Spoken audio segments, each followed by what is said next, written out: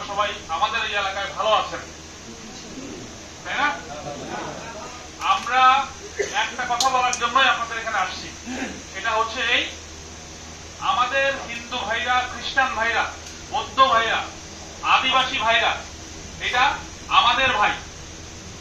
আমি সংখ্যালঘু বলি না, আমি বলি আমরা ভাই ভাই।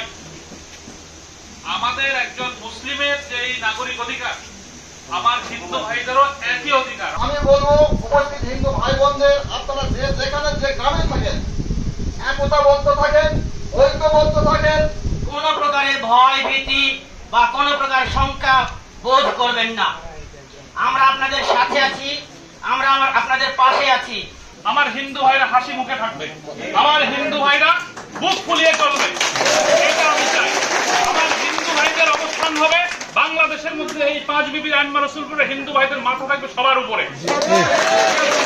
এইটার জন্য আমরা সার্বক্ষণিক ভাবে আছি। তা ফাঁদে আপনারা পা দিবেন না।